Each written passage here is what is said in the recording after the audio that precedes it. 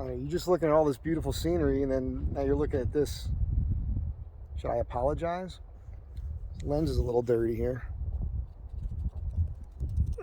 How's that look on camera?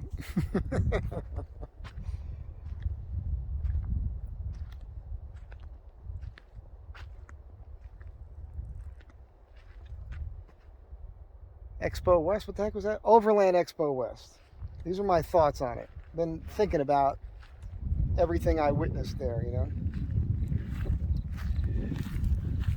And, you know, I talked to all these people, these van life people, and it was just super cool.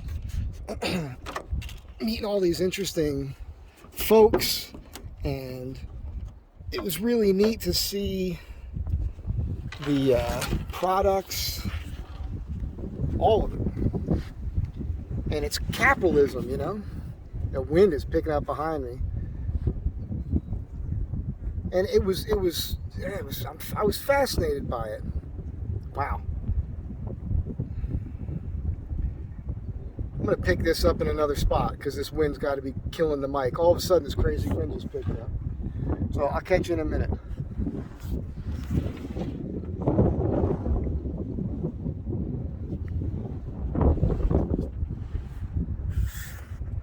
I love this deck.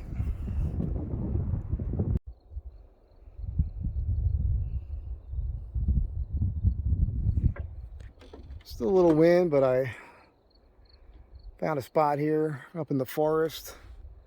Kiab? I don't remember how to pronounce it. But I'm off of Devil Dog Road out here in Arizona, and I just want to finish my thought here. So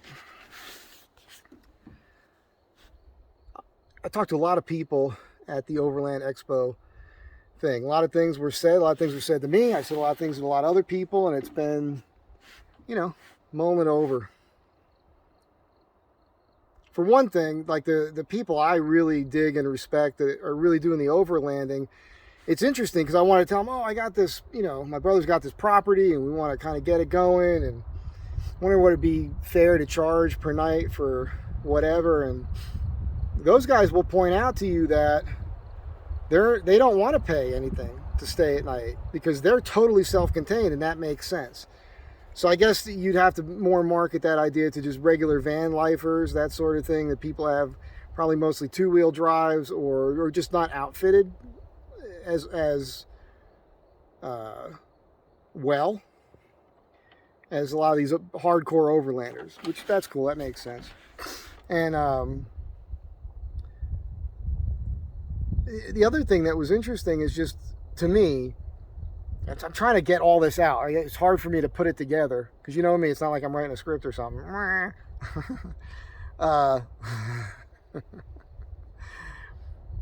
It's overwhelming. The whole thing is overwhelming. There's just so much stuff, so much gear. And I'm always, whenever I'm around something like that, let me try to explain it. Hobbies. People get into things and they will spend a fortune on it. If you're a hunter, you spend a lot of money on your gear. Fishermen, same thing. I know people in LA that end up being pirates. They'll spend thousands of dollars on pirate clothes, right? Authentic pirate gear. I've got a tricorn hat, you know, beaver fur tricorn hat, cost me $250. I don't have a pirate outfit. Sorry, ladies, to disappoint you. I can put one together for you, though, if you're worth it. I just wanted the hat, you know. But people will spend thousands of dollars on their hobby, what they're into. No surprise. This is capitalism. It's a great, great thing. But as I'm there and I'm looking around, I'm just, you know, I'm talking to the people at the table. And as I'm looking at the gear and I'm talking to them, I'm realizing I don't need to spend money. I don't need it. I don't need any of it. It was funny, on this drive, I thought, just to have a channel called Poor Man Overlanding, you know, because that's what the Astro van is for me. It's a relatively inexpensive, if you find a decent one at a fair price, vehicle to purchase, and then, you know, you put thousands of dollars into it over time and set it up. And I'm obviously not done with mine. It's going to get better, but you could get into it initially for not a lot of money. And then as you can afford to put some money into it, you do it. I'm saying there was a rig there, $500,000. $100,000 is common. 120, about coming in at close to $200,000. That's crazy. And it was funny, I was talking to Chad from Living the Van Life. I was just getting to the point about the gear with him, and somebody cut into our conversation. Because I wanted to point out how, like, one of the first videos I'd seen with him is he was doing the winter camping, and he's got that stainless steel fire pit, which is really cool. It's a safe thing. You have fire anywhere. But that's a big round thing, man. You got to have the place to put it. And I just grew up making fires. And of course, these days, because of morons, you can't just have a fire anywhere. They've got to warn you now and make it illegal if it's too dry. And you're going, well, yeah, of course you don't want to burn the forest down. Okay, well, newsflash, there's millions of us that grew up being responsible people. I can't tell you how many fires I've made in the wilderness in my lifetime. Countless fires. So far, I've not yet ever burnt down a forest. Yeah, I mean, a store here and there or something like that. This is a whole different story, but arson is a whole different thing.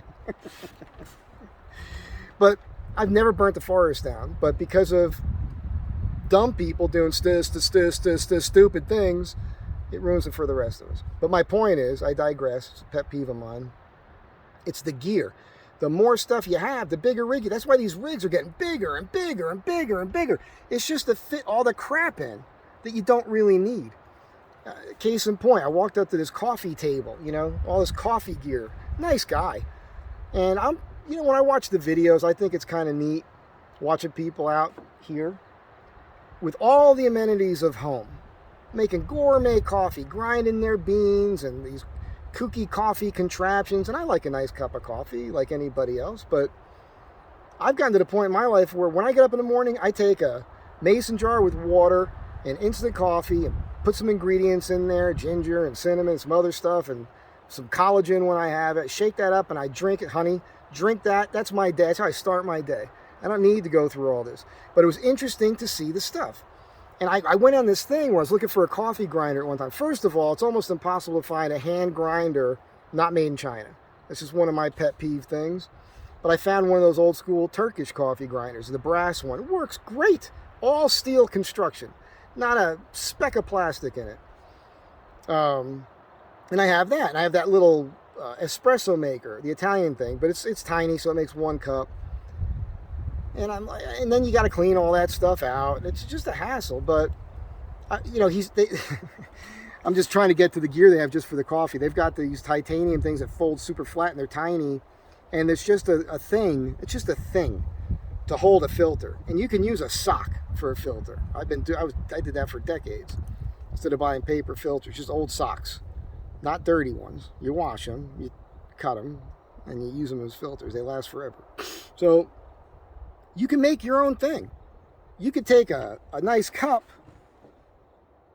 one of those porcelain old school coffee. You can make cowboy coffee. Remember in the old days, they just beat up some beans. If they didn't have a grinder, smash them up, put them in a thing, pour hot water on it, let it sit, stir it up, drink, and just not drink the grounds because they weren't stupid. My point is that you don't need all the stuff, but it's neat that it's there, and it's neat that there's a community there, and I fully support it. But my goal, which was way more reinforced going to this thing, my goal is going to be to do this overlanding thing with the Astro van as inexpensively as possible, and I'm hoping I could be an example to you to help other people get out there without needing to spend all the money. I'm just going to keep coming up with creative, thrifty ways to do the things that everybody else does on a shoestring or for next to nothing. So stay tuned for that, I guess. I did enjoy it. I hope to go to another one. I really enjoyed the people. And these are just my thoughts. I just felt like putting it out there. I feel like some people, it's like working out. Like, let's say you're an older person, you're overweight, you need to work out. But in your mind, you're like, I can't afford a gym membership. I don't have the gym clothes. You do all these excuses to talk yourself out of it, when really all you need to do is get in a push-up position on the floor of your living room, man. Flex your muscles. Breathe. Lean up against the counter and do some push-ups. Just get started. Walk around the block at a brisk pace. It's the same thing with this overlanding thing. People look at it and are like, oh my God, you need these expensive 4x4 rigs, and you got to get this, and you got to buy this, and you got to have that. You got to have all the gear. No, you don't. You don't need any of it. Well, I mean, you need the vehicle to be part of that, I suppose. But again, find yourself something that's inexpensive and do it. So Overland Expo is a cool thing, success. I had a really good time. It's a little weird. The amount, it's amazing. The amount of money that's there and what people are spending on stuff. It's mind blowing. If you ever see me with some really nice gear, it's going to be something that I felt it was worth it for some reason. It's going to save me some sort of time, or it's going to save my life, or maybe I was sponsored by it. You know, maybe which a lot of these YouTubers I talk to about it, you know, they get hit from these companies, and they give them products, and they all say that they warn me about it. They say you have to be careful because then you owe those people. You know, it becomes about being a promoter for that product. So I guess that's going to be something. I mean, if I ever get there, who knows? But if you see me with something real nice, it's because it was super important to me, or I got it for next to nothing or nothing, or it was given to me. Anyhow, that's it. I am going to head from here. This will take me to the 40, and then I'm going to go over by my brother's property, and if I have enough energy, I'm still pretty tired, I'm going to look for this dirt road with these petroglyphs. I don't know if that's going to happen on this trip, but I will try to do that. And then today's Monday, so tomorrow morning real early, I plan to get up and head back to LA. That's it. Have a great day. Be kind to one another. Try to make one of those expo things. It's worth it. You'll definitely have a good time. And to all the people I met, the fellow YouTubers, John DZ Adventuring, and Philip and Lydia, and Chad, and Bob Wells, you know, and even Phil from Down the Mob. It was cool meeting you guys. Hopefully running into you guys on the road or out on the trail somewhere. And to everybody else who watches me and watches those people, most of you watch those people because they're far more entertaining than I am. And better looking, let's face it. Just get out there and have a good time. Enjoy it. I'll catch you guys later, next time.